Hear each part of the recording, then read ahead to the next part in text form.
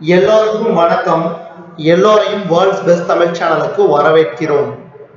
இந்த காணொளியில் நாம் பார்க்கவிருப்பது டெய்லி கரண்ட் அஃபேர்ஸ் 17, 18, 19 நவம்பர் 2020 ஆகிய 3 தினங்களுக்குரியது. முதல் கேள்வி, 12வது பிரிக்ஸ் உச்சி மாநாட்டில் இந்தியா சார்பாக பங்கேற்றவர் யார்? 12வது பிரிக்ஸ் உச்சி மாநாட்டில் இந்தியாவின் சார்பாக பங்கேற்றவர் யார்? இது சரியான விடை இந்திய பிரதமர் நரேந்திர மோடி அவர்கள். அடுத்தது 13வது உச்சி மாநாடு, அதாவது இந்த அடுத்த வருஷம் 2021 எங்கு நடைபெற உள்ளது? இந்தியா. நல்லா நான் வச்சுக்கோங்க. 2021 பிரிக்ஸ் உச்சி மாநாடு இந்தியாவில் நடைபெற உள்ளது. இந்த வருடம் எங்கு நடைபெற்றது? ரஷ்யாவில் நடைபெற்றது. 12வது பிரிக்ஸ் உச்சி மாநாட்டிற்கு தலைமை தாங்கியவர் ரஷ்ய அதிபர் விளாடிமிர் புட்டின் அவர்கள். Vladimir Putin.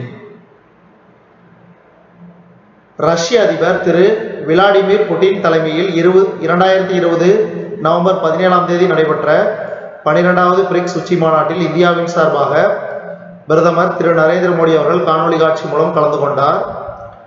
இந்த மாநாட்டின் கருப்பொருள் என்னன்னு பார்த்தீங்கன்னா, உலக நிலைத்தன்மை, பகிர்ந்தளிக்கப்பட்ட பாதுகாப்பு மற்றும் புதுமையான வளர்ச்சி. சில சமயம் ஒவ்வொரு மாநாடு நடக்கும்போது அதனுடைய கருப்பொருள் என்னன்னு கேள்வி கேட்பாங்க. அதனால இந்த 12வது பிரிக்ஸ் உச்சி மாநாட்டின் கருப்பொருள் உலக நிலைத்தன்மை, பகிர்ந்தளிக்கப்பட்ட பாதுகாப்பு மற்றும் புதுமையான வளர்ச்சி.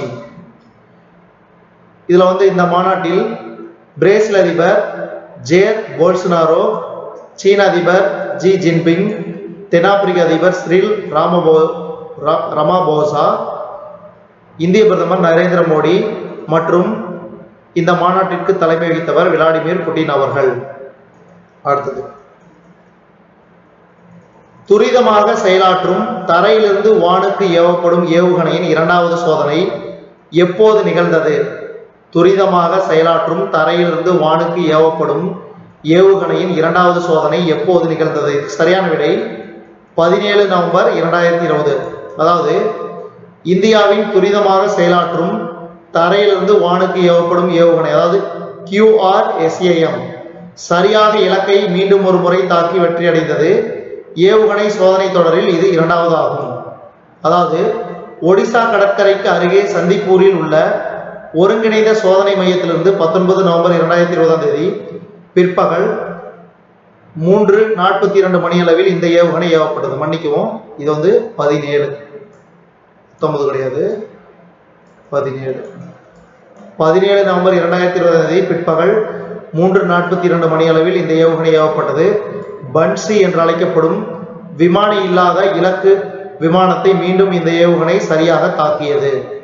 அடுத்தது 4வது கேள்வி, கர்நாடகாவின் கலபுரகி முதல் உத்தரப்பிரதேசத்தின் காசியாபாத்தில் உள்ள ஹிந்தோன் விமான நிலையம் வரையிலான முதல் நேரடி விமான சேவை பிராந்திய இணைப்பு திட்டமான உடானின் கீழ் எப்போது தொடங்கப்பட்டது? சரியான விடை 18 நவம்பர் 2020. கர்நாடகாவின் கலபுரகி முதல் உத்தரப்பிரதேச மாநிலத்தின் காசியாபாத்தில் உள்ள ஹிந்தோன் விமான நிலையம் வரையிலான முதல் நேரடி விமான சேவை உடான் திட்டத்தின் கீழ் 18 நவம்பர் 2020 தொடங்கப்பட்டது. அடுத்தது, பிரதமர் நரேந்திர மோடி மற்றும் லக்சம்பர்க் பிரதமர் சேவியர் பெத்தேல் இடையேயான முதலாவது இந்திய லக்சம்பர்க் மெய்நிகர் உச்சி மாநாடு எப்போது நடைபெற்றது? இந்திய பிரதமர் நரேந்திர மோடி மற்றும் லக்சம்பர்க் நாட்டின் பிரதமர் சேவியர் பெத்தேல் இடையேயான முதலாவது இந்திய லக்சம்பர்க் மெய்நிகர் உச்சி மாநாடு எப்போது நடைபெற்றது? சரியான விடை 19 நவம்பர் 2020. இந்த மாநாட்டில்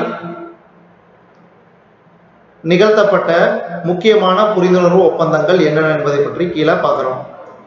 இந்தியா சர்வதேச எக்ஸ்சேஞ்ச், அதாவது இந்தியா INX-க்கும் லக்சம்பர்க் பங்கு பரிவர்த்தனை அமைப்புக்கும் இடையேயான புரிந்துணர்வு ஒப்பந்தம் ஏற்பட்டது. ஸ்டேட் பேங்க் ஆஃப் இந்தியாவுக்கும் லக்சம்பர்க் பங்கு பரிவர்த்தனை அமைப்பிற்கும் இடையேயான புரிந்துணர்வு ஒப்பந்தம் ஏற்பட்டது.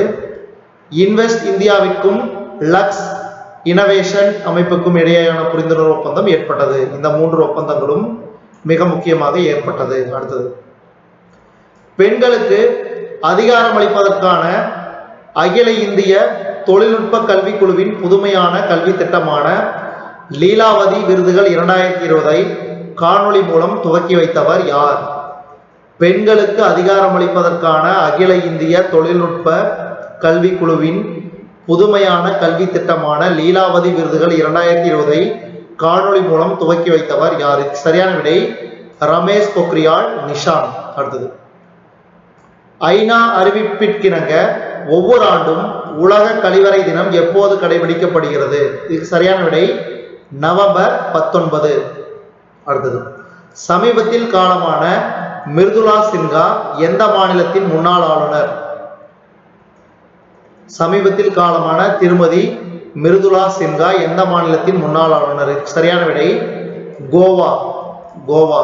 அடுத்தது, இந்திய ராணுவத்தின் எத்தனையாவது பொறியாளர் படை தினம் 18 நவம்பர் 2020 அனுசரிக்கப்பட்டது? இந்திய ராணுவத்தின் எத்தனையாவது பொறியாளர் படை தினம் 18 நவம்பர் 2020 அனுசரிக்கப்பட்டது? சரியான விடை 240வது.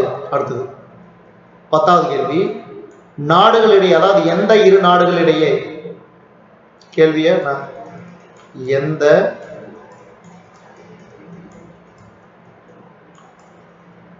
இரு நாடுகளிடையே பாதுகாப்பு ஒத்துழைப்பு குறித்த இணைய கருத்தரங்கு மற்றும் கண்காட்சி 18 நவம்பர் 2020 நடைபெற்றது? எந்த இரு நாடுகளிடையே பாதுகாப்பு ஒத்துழைப்பு குறித்த இணைய கருத்தரங்கு மற்றும் கண்காட்சி 18 நவம்பர் 2020 நடைபெற்றது? சரியான விடை இந்தியா மற்றும் இந்தோனேஷியா. உங்களுக்கு என்ன கேள்வினா,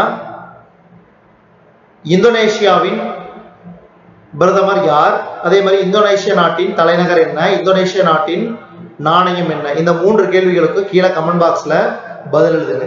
அடுத்தது, 11வது கேள்வி, இந்தியாவின் செயற்கை நுண்ணறிவு கணினியான பரம் சித்தி உலகத்தின் மிகவும் சக்தி வாய்ந்த 500 பகிரப்படாத கணினி அமைப்புகளில் எத்தனையாவது இடத்தை பிடித்தது?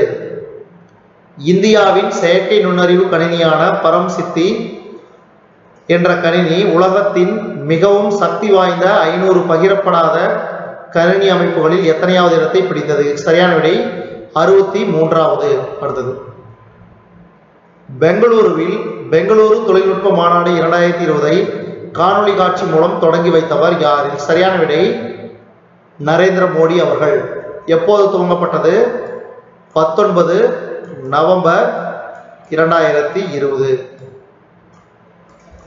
அடுத்தது, சாத் பூஜா குறித்த என் தபால் தலை என்ற சிறப்பு தபால் தலையை வெளியிட்டது யார்? இதுக்கு சரியான விடை ரவிசங்கர் பிரசாத். ரவிசங்கர் பிரசாத். அதாவது சாத் பூஜா குறித்த என் தபால் தலை நாட்டில் உள்ள அனைத்து தபால் தலை மையங்களிலும் முக்கிய அஞ்சல் அலுவலகங்களிலும் கிடைக்கும். சாத் எளிமை மற்றும் சுகாதாரத்தின் சின்னம் என்ற கருப்பொருளில் சிறப்பு உரையும் 19 நவம்பர் 2020 வெளியிடப்பட்டது. அடுத்தது, குடியரசுத் தலைவர் திரு ராம்நாத் கோவிந்தின் உரைகள் அடங்கிய குடியரசின் நெறிமுறை பகுதி 3, தி ரிபப்ளிக்கன் எத்திக் வால்யூம் 3 மற்றும் ஜனநாயகத்தின் இசை லோக்தாந்திரா கே ஸ்வார் என்ற புத்தகத்தை வெளியிட்டவர் பாதுகாப்புத்துறை அமைச்சர் ராஜ்நாத் சிங் அவர்கள். அடுத்தது, எந்த மாநிலத்தில் ஒருங்கிணைந்த போக்குவரத்து திட்டத்தை செயல்படுத்துவதற்காக இந்தியா மற்றும் உலக வங்கிக்கு இடையே $120 மில்லியன் கடன் ஒப்பந்தம் 19 நவம்பர் 2020 கையெழுத்தானது? எந்த மாநிலத்தில் ஒருங்கிணைந்த போக்குவரத்து திட்டத்தை செயல்படுத்துவதற்காக இந்தியா மற்றும் உலக வங்கிக்கு இடையே $120 மில்லியன் கடன் ஒப்பந்தம் 19 நவம்பர் 2020 கையெழுத்தானது? இதுக்கு சரியான விடை மேகாலயா. இனி வருவது முக்கிய நிகழ்வுகள் தகவல் வாயிலாக. ஜிஎஸ்டி பற்றாக்குறையை சமாளிப்பதற்கு தெலுங்கானாவுக்கு ரூபாய் 2380 கோடி சிறப்பு கடன், மேலும் ரூபாய் 5017 கோடி பெற்றுக்கொள்ளவும் மத்திய நிதி அமைச்சகம் அனுமதி வழங்கியுள்ளது. அடுத்தது, இந்திய அரசியலமைப்பு சட்டப்பிரிவு 217 உட்கூறு 1 தனக்களித்த அதிகாரத்தை பயன்படுத்தி அலகாபாத் உயர் நீதிமன்றத்தின் 28 கூடுதல் நீதிபதிகளை அந்த நீதிமன்றத்தின் நீதிபதிகளாக குடியரசுத் தலைவர் ராம்நாத் கோவிந்த் அவர்கள் நியமித்தார். அந்த பட்டியல் பின்வருமாறு. நீதிபதிகள் பட்டியல் யார் யாரு? பிரகாஷ் பாட்டியா, அலோக் மாத்தூர், பங்கஜ் பாட்டியா, சௌரப் லாவானியா, விவேக் வர்மா, சஞ்சய் குமார் சிங், பியூஷ் அக்ரவால், औरब श्याम शामसरी,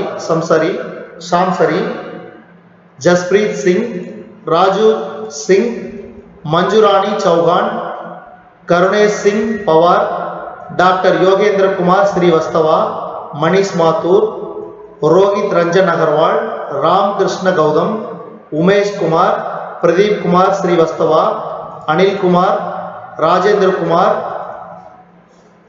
அதே மாதிரி பார்த்தீங்கன்னா முகமது பைஸ் ஆலம் கான், விகாஸ் குன்வர் ஸ்ரீவஸ்தவ், வீரேந்திர குமார் ஸ்ரீவஸ்தவா, சுரேஷ் குமார் குப்தா, சுசி கந்திகோட்டா ஸ்ரீதேவி, நரேந்திர குமார் ஜோஹாரி, ராஜ்பீர் சிங், அஜித் சிங்.